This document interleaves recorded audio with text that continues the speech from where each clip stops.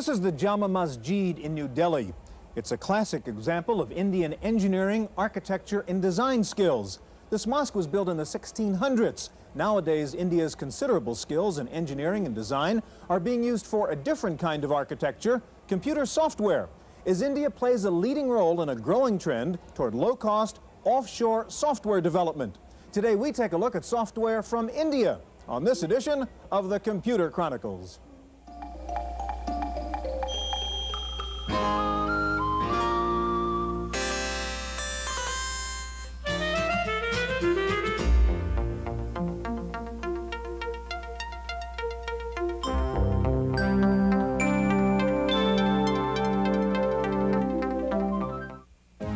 Computer Chronicles is made possible in part by McGraw-Hill, publishers of Byte magazine, and BIX, the Byte Information Exchange. In print and online, Byte and BIX serve computer professionals worldwide with detailed information on new hardware, software, and technologies. Welcome to the Computer Chronicles. I'm Stewart Cheifet, and this is Gary Kildall. Gary, this is Instaplan, a project management software package. Very highly rated, considered very powerful, and very inexpensive. You can buy the basic package for $99. What's interesting about Instaplan, and you wouldn't find it out by reading the documentation or the package, is that it wasn't produced in this country. It was produced in the third world in India. What seems to be happening is not only are the hardware guys going abroad to make their PC clones in Asia, but now the software guys are going abroad to develop software. Why? Well, obviously, every good engineering department wants a software guru, right? And they found the gurus in India. Okay. What's the real answer? Okay. Well, it's obviously based in economics. Good, experienced software engineers are very scarce and very expensive here in the United States. Yeah. And, you know, you just can't, in many cases, you just can't find them. Now, we get into a situation here where we're selling software for $99. Means the engineering cost has to be very low in order to make profits. And that's one reason, of course, we go abroad. Now, another is that the whole process of engineering software has become much better understood than it was, say, 10 years ago. So we can, in a sense, export that technology and get groups of people together to produce things like Instaplan. Yeah. Gary, we're going to focus on the international export software business, particularly in India. India seems to be leading the pack among the third world countries doing this kind of thing. One of the reasons may be the already existing network of many Indian nationals ensconced in the American computer business. We begin with a report on that from Wendy Woods. Farouk Arjani came to America to do postgraduate work in California. The son of a school principal, Arjani was well tutored in the sciences and math, so a career in technology came naturally. Today, he is president of DocuPro, a maker of high-end electronic publishing software. He credits the Indian reverence for learning and excellent schools, known as Indian Institutes of Technology, for the abundance of Indian high-tech professionals. Level of teaching is very, very outstanding in those schools, and it graduates students who are really well grounded in the sciences and in technology. And these are the people then who come to America by and large, who want to go and take a more advanced degree in America. Because let's face it, I think the U.S. is still the holy grail of technology, and so they want to come here and participate in that. And I think when they come here, they're overwhelmed with the opportunities.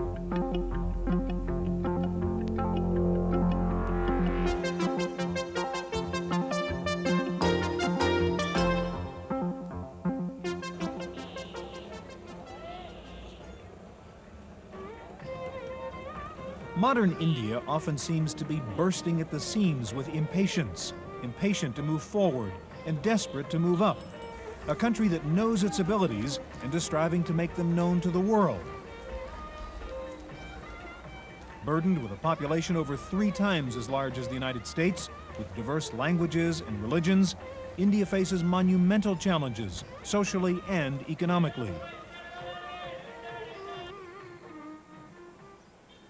To an outsider, the idea of an India brimming with advanced technology may seem difficult to reconcile with the clash of street life, where automobiles share the road with ox carts, and snake charmers are still more common than satellite dishes. Extremes of wealth and poverty are easy to find. In Bombay, glistening skyscrapers share the beachfront with decrepit shacks. But the dazzling contrast between ancient and modern is a routine part of life in India, just another challenge on the route to development. According to some, the country's new role in software development is partly due to an ancient tradition of logical analysis. You will also find that logic finds its roots in Indian culture and Indian civilization. There's a lot of reasoning. So if you look at the manner in which education was built in the earlier years in India, the concept of one student and one teacher, it was a whole lot of philosophy and a whole lot of reasoning and logic. So I think somewhere at the back of things is that foundation of knowledge built on reasoning, of exploring.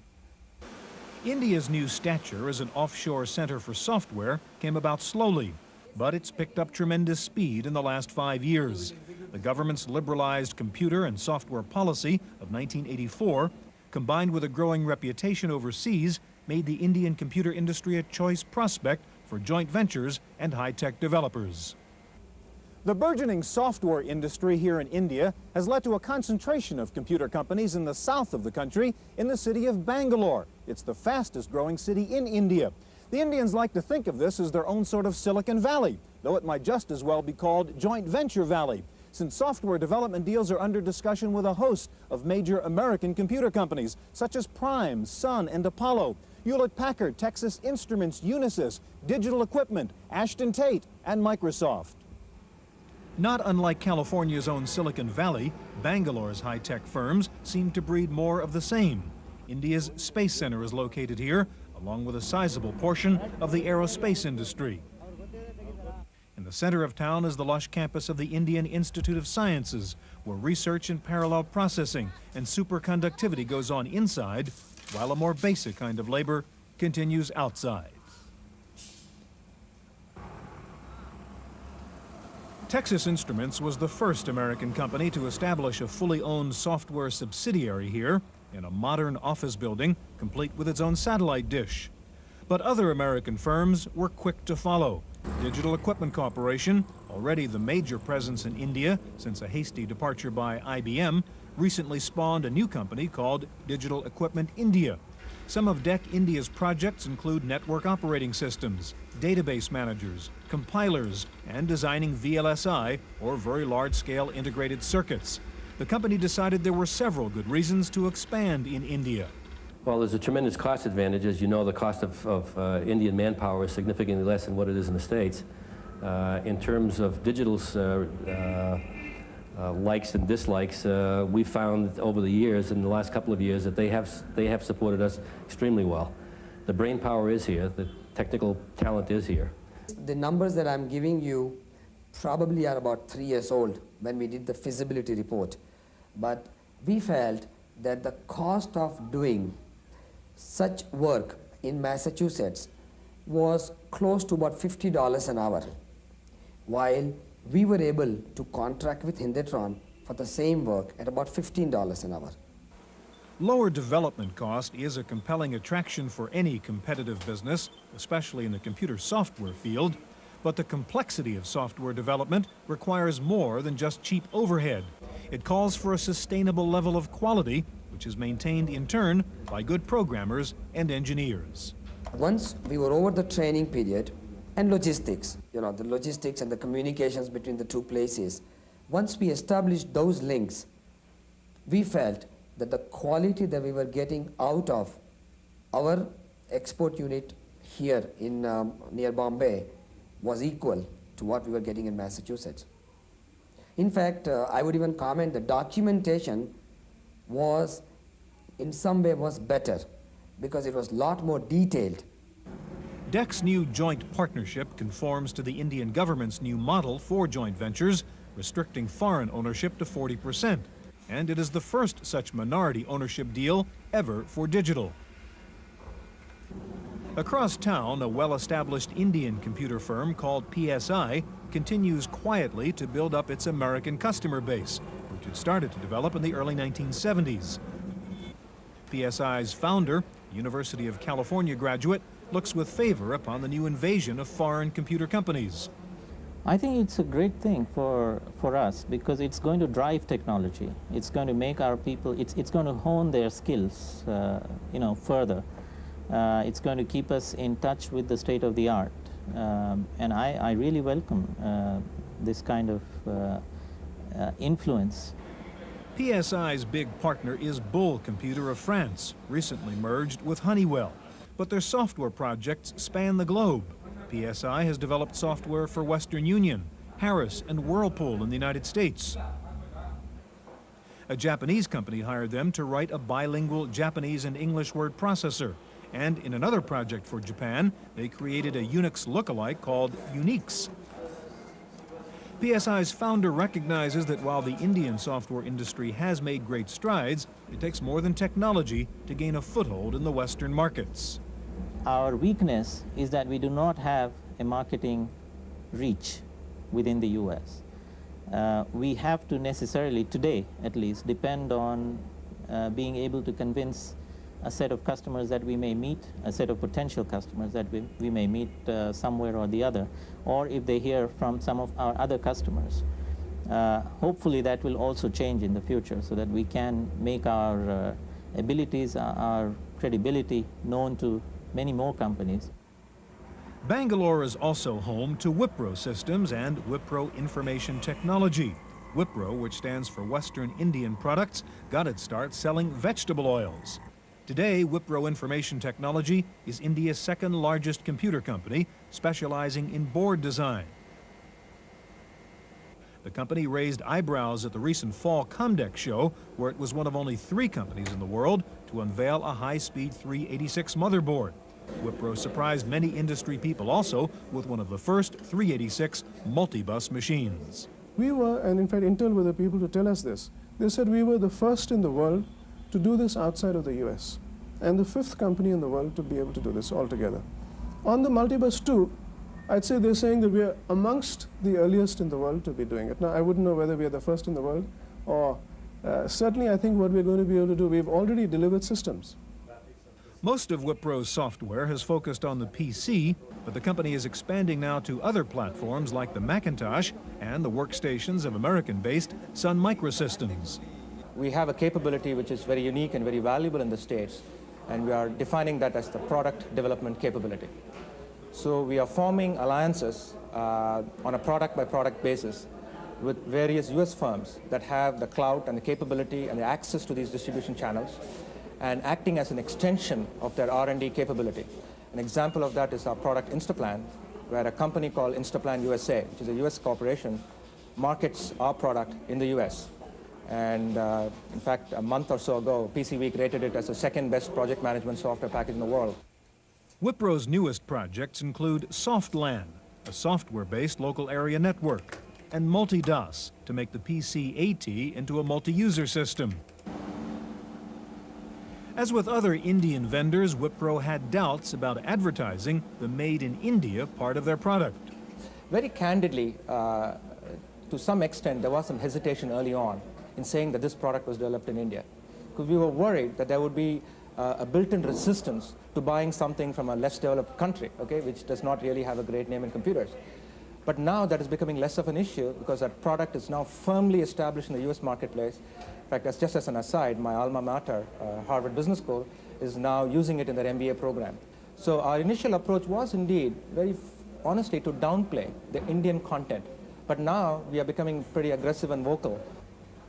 The recent surge in India's computer exports is at least partly due to the Indian government's concerted effort to ease foreign trade laws and to attract foreign investment. In the nation's capital, New Delhi, government agencies are using some traditional and some not-so-traditional means to hasten the arrival of high technology. We are quite convinced that electronics and other high technology areas are going to provide us a vehicle to speed up the development process and then catch up with the world, if I may use that word. I don't see any way to do it by conventional, traditional way we were developing our economy. And we really would not like to left behind, and more important than that, amongst India's recognized strengths are the accessibility to talented people. In the United States, we're used to high-tech company names like AT&T and IT&T, but here in India, the big technology company is ET&T, the Electronics Trade and Technology Development Corporation. It's a government agency designed to act as a catalyst to help bring India's high-tech products to market, both domestically and for export. Over the last 3 years, India's domestic electronics industry has been growing at a phenomenal 35% per year. The Department of Electronics wants to maintain that growth and spur exports, which are expected to top $1 billion by 1995. You see, we have realized and growingly realized that for development of electronics in the country, we would essentially need to import, and we must continue to import. And it is simply not possible for any country in the world today to be self-reliant in that sense. Now, only question before a country like India relates to that if the growth of electronics is going to need considerable amount of foreign exchange resources, then we must also have exports out of electronics. And we see a great possibility of doing so, both in area of computer software as well as, I would say, in the area of hardware also. To help technology find its way into Indian life, Prime Minister Rajiv Gandhi took the unusual step of creating a special government position called the Technology Advisor, a position that requires perseverance and patience. The problem is much more complex in terms of social interaction, value system, political interference, bureaucracy, you name it. But at the same time, there is a lot of potential. You got a lot of talent, and there is a lot to do. So as I came in the system, I learned because I had lost a lot of time. I listened to people, and I sort of felt that the key to making a break here is not technology, is really teamwork and creating new work environment. Sam Petroda made his fortune in the United States, but decided to return to India to help break down the old hierarchies with some American business methods. He soon found that the problems began in his own office. When the boss goes to some office or somebody's workplace, they all stand up. It's a normal routine. So in early days when I moved here, we had only one phone. So every time somebody called me, I'll go into the office next door, and all these girls will stand up. So I kept telling them, I said, look, you don't have to get up when I come, because I get 10 phone calls a day. Why should you stand up and then remain in standing position until the call is done? If I'm on phone call for half an hour, they'll stand for half an hour. So I kept telling them, and it didn't make any sense to them, because they thought I was just kidding. I still like their standing up, because that's respect. So one day I collected all my courage, and I just went into this office, grabbed one girl by both shoulders and said, you sit. And she was all shaken up. I look also a little more frightening compared to others. So she realized that the guy gets mad. Word got out that he really doesn't like when you stand up. These are the kinds of issues we had to deal with.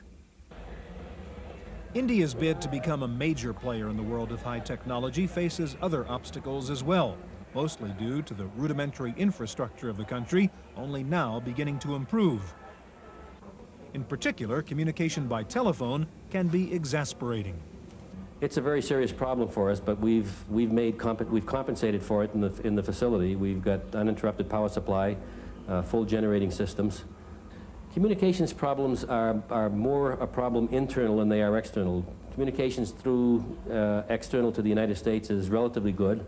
It's more difficult to make a phone call from this location to the hotel than it is to make a phone call from here back to our home office. To overcome the communications problem, many new joint ventures have turned to satellite links. Texas Instruments, DEC, and Citicorp own or lease satellite dishes, permitting them direct 24-hour data transfer and electronic mail, bringing the office in Bangalore into the office next door. While India's telecommunications facilities may lag behind the rest of the world, its expertise in one area of the computer business is quite possibly second to none. Several Indian companies and schools have become experts in Unix, an operating system which is now attracting renewed interest in the United States. The growth of Unix as a standard was driven largely by the pullout of IBM after a dispute with the government. Many Indian professionals now view IBM's departure in 1978 as a stroke of good luck. On the whole, the departure of IBM has been good for the country. IBM was a giant, and possibly it's stifled development. You know, IBM used to sell so aggressively that it used to shut out others from the market. The whole computer scene changed dramatically after IBM's departure. Not only CMC, but many other companies have come up. Even manufacturing companies have come up. Partly it could also be due to the fact that the microprocessor came in after that. But to a certain extent, yes, IBM's departure led to the opening up of the market. Now, in India, Unix is the #1 priority, unlike the US or Europe, where it's an important subject, it's becoming more important. But people also use Unix. Here, everything is built around Unix. So I can see that we may be getting advantage because of the work that our people are doing with Unix. India's expertise in Unix has given its local vendors a head start on new hardware implementations. Hindustan Computers Limited, or HCL, is India's largest computer company. Of their 3,400 employees, 70% are engineers. We decided to back Unix. It was the risk we took in 1985. We put 100 engineers behind Unix in 1985. I think you can see some of the results come out in the last 2 years. Today we are the biggest Unix house in India. Unix is the standard, and our Unix minis, or super micros, whatever you call them, are actually the largest selling by far in the Indian marketplace. In fact, we've put together a commercial toolkit in the mini area that I don't think is equaled even in the US. And we are talking to companies like Sun and Apollo to port it on their machines for sale in the US.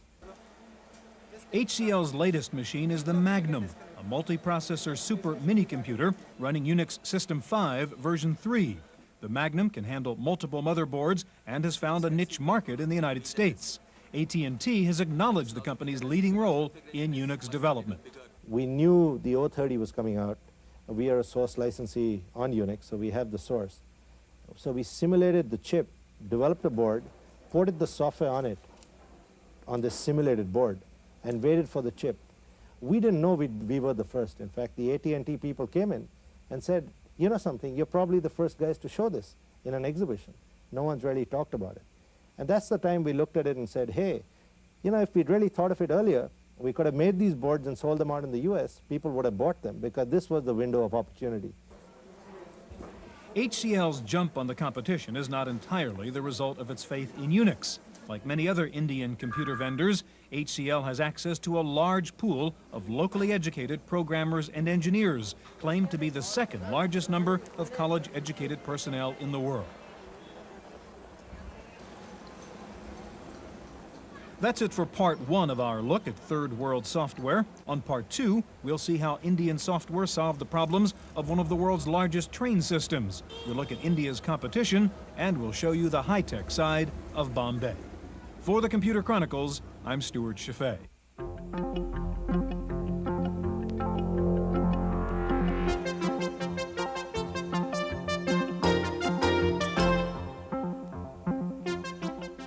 In the random access file this week, Intel has demonstrated its new 32-bit chipset, implementing the Extended Industry Standard Architecture, or EISA as it's known. The Intel chipset allows users to add 32-bit high-performance boards to existing 8 or 16-bit standard AT slots. Intel also has another chipset that is compatible with IBM's microchannel architecture. Advanced Logic Research has entered the 486 computer game by announcing a new low-cost AT clone that is upgradable by replacing the 286 CPU with a 486 chip. The basic ALR machine, called the PowerFlex Model 40, will sell for under $1,500. The 486 chip upgrade will cost around $3,000. So for about $4,500, ALR is offering a relatively low-cost 25 megahertz 486 computer. Apple says it's developing its own new PostScript clone, a proprietary font scaling and page description language for use in the future Macintosh system software and Apple laser printers. Apple is therefore selling its share of Adobe Systems, which had been providing Apple with PostScript. There are reports that Apple is stopping production on the Mac 2 to focus exclusively on the new Mac 2CX. Sales of the 2CX with more speed and a smaller footprint have been far ahead of the older Mac 2. Hewlett-Packard has introduced a new inkjet printer for the Macintosh. It is a modified version of the HP DeskJet printer designed for low-volume users looking for laser-like quality. The HP printer is quick-draw compatible, retail price $11.95. The Open Software Foundation is sponsoring a major study on the use of Unix. The one-year study will look at the use of open systems technology, user requirements, and customer attitudes. The Santa Cruz operation has released the newest version of Unix for the PC called SCO Unix System 5386, Release 3.2. SCO is no longer calling its product Xenix. AT&T has finally agreed to license SCO to use the Unix name. The new SCO Unix will support 486 systems and either the ESA or MCA bus. The National Education Association has called for a computer for every teacher by 1991. The NEA says there is no way for students to get adequate computer training if teachers are not given the appropriate computer tools. Researchers at Purdue University have developed a computer program for students that teaches the youngsters about the dangers of drugs and alcohol abuse. The software includes video games designed for students in grades 4 through 10. Free copies of the program can be requested by contacting Purdue. Finally, Lotus has announced the winners of this year's prize for innovative 1-2-3 applications. In the corporate category, the winner was Brand Neiman of the Environmental Protection Agency for a 1-2-3 spreadsheet that predicts acid rain pollution. The winner in the commercial category was Stephen Wexler, who developed an entire music production management system using Symphony. Winners get $500 contributed to the charity of their choice. That's it for this week's Chronicles. We'll see you next week. The Computer Chronicles is made possible in part by McGraw-Hill, publishers of Byte Magazine, and BIX, the Byte Information Exchange. In print and online, Byte and BIX serve computer professionals worldwide with detailed information on new hardware, software, and technologies. For a transcript of this week's Computer Chronicles, send $4 to PTV Publications, Post Office Box 701, Kent, Ohio 44240. Please indicate program date.